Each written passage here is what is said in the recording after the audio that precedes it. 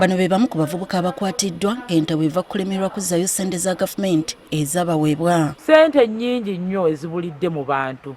At the end of the day ne bablaminga gavumenti nti teri mu kukola. Amyuka RDC wa Mityana Prosper Mwanjuzi alabudde nti abakwate si baakuteebwa okutuusa nga bazisasudde. Ne bano abatwala ssente z'abavubuka, abatwala ssente z'abakyala, bonna tugenda bafeefeeta yonna gye bali batuwe ssente za gavumenti tuzaagala.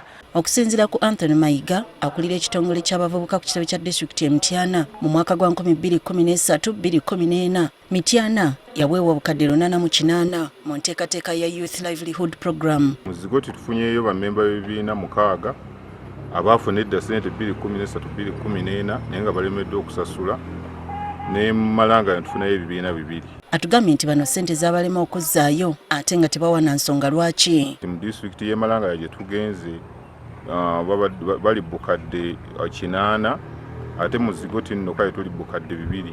Nene wekanga mu bukadde 2 e Zigoti bannaffe abavubuka badde baakazi obukadde obutawera yadde 20.